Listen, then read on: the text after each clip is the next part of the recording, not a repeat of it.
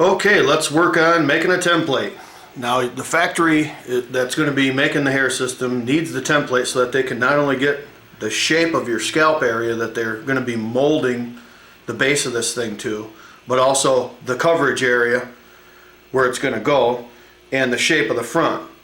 So what you're going to want to do first is take and wet your scalp down. Some places tell you can send in measurements, but I'm telling you, you're a lot better off if you just make a template and send that in. If they give you a fitting kit that you can use that. Otherwise, make a template.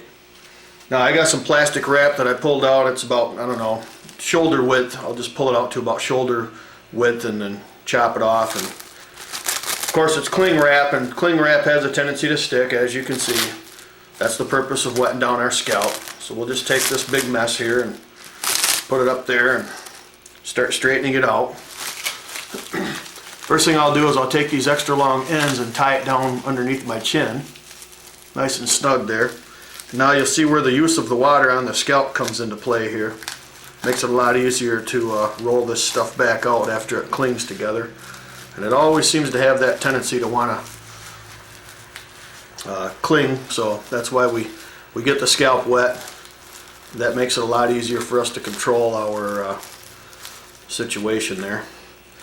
And so just smooth it out so that it's about as flat as you can get it and nice and tight on your scalp, and then we'll take our black marker and we'll start drawing out the coverage area as far as the back and the sides. I always like to start in the back and the sides first because it seems to just be a little bit easier to start there. So we'll just kind of draw this back. Now one thing that I can tell you is I don't really try to get it absolutely positively perfect when I'm drawing it out, because I like mine to be just a tiny bit shorter, and this is just a personal thing that I do. You don't have to do it this way. I like mine to be just a tiny bit smaller than what my coverage area actually is, because I like to take mine and stretch it out so that it fits skin tight. So if I make it so that it fits exactly to my coverage area, then it's not going to be stretched out at all. It's just going to lay down on there and just be sitting there perfectly. So if I make it just a tiny bit smaller than my coverage area, then I'm going to stretch it out when I go to put it on. It's going to be a skin tight fit, and there's going to be absolutely no wrinkles in it, and it's going to really help so that you cannot feel an edge on it. Okay, so I've got that all drawn out, and like I say, I take that and adjust it just a little bit. I probably could have made that a little bit more accurately there. And we'll just go and kind of redo that. Okay, that's good. Let's color that in. Okay. Now we're going to draw the front. Now, in order to draw the front, where do you start? That's the big question. How far down should I have my hairline?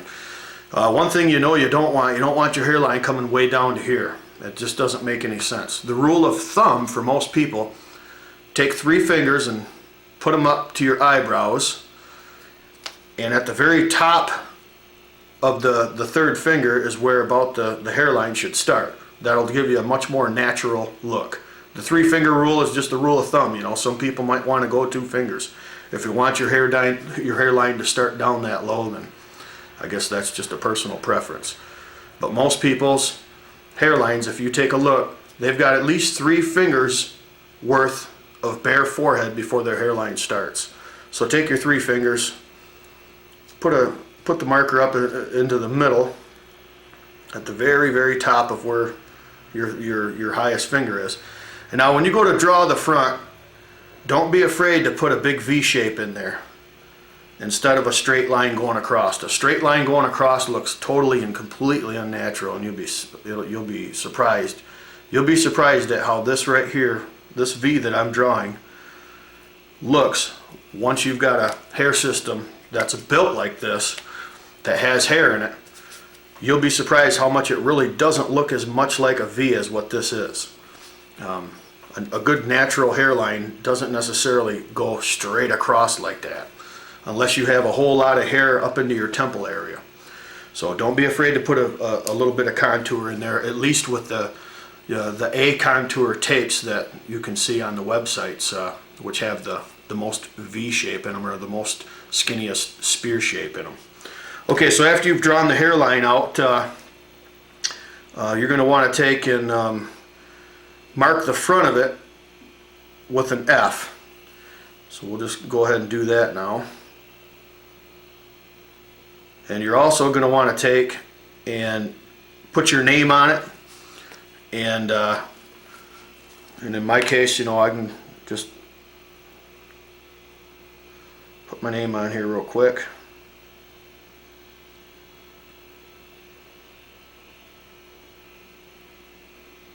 Now it's time to start reinforcing this thing with tape. Now I'll just take this regular tape that you can find all over the place. It's just regular width and thin thickness, and just put some right across the very front. You might as well tear out a whole bunch of these and just get ready to start putting them on there, because the more of these that you put on there, the better. This is going to reinforce the shape of this thing. And you might think that this is kind of a cheesy way to do this, but that's all that the factory needs. You know, they don't need you to take and make all of these plaster molds and plaster castings and everything. Some saran wrap reinforced with some tape, the shape drawn out, is all that you need. So we'll just take our tape and just go all the way from the front to the back. Like I say, the more of these that you put on there, the better. So it's going to keep its shape really well while it's being shipped. Now I'm actually going to be using two different kinds of tape. My first layer of tape, like I said, it's the tape that's a little bit skinnier in width, and it's extremely thin in thickness. The thickness of the tape this way is very, very, very important, that you don't get one that's too thick, because if you get a tape that's really thick, it has a tendency to take the plastic and sort of shrink it.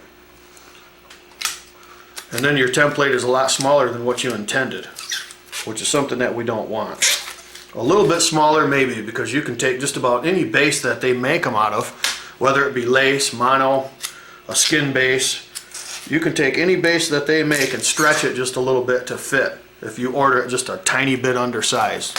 You know, I'm talking 3 millimeters undersized, or 1/8 of an inch. Okay, I got plenty of this tape on now. I think I'll start using my wider tape so that this job goes a little bit faster. But like I said, the only thing about these wider tapes, these wider shipping tapes, just make sure that it's really, really thin. If you can't get the really, really thin ones, then just lay down a layer of the thin, skinnier tape that I was using earlier first, so that will reinforce it enough that the wider, thicker tape will be unable to shrink the template. Just put one more on the very front here. So you've got it marked with your name. You've got the front and back of it marked.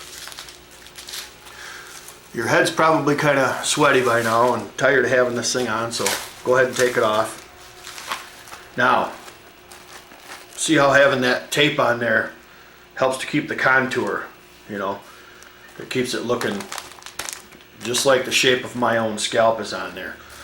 So now at this point you can take and get your scissors out and trim around where you drew it, and they'll make it to whatever you trim it to with your scissors. So, and if you want, you can put it back on after you've trimmed it and just realign it and maybe trim some more off of it, you know. And that's all that you have to do. And take this and send it in with your order.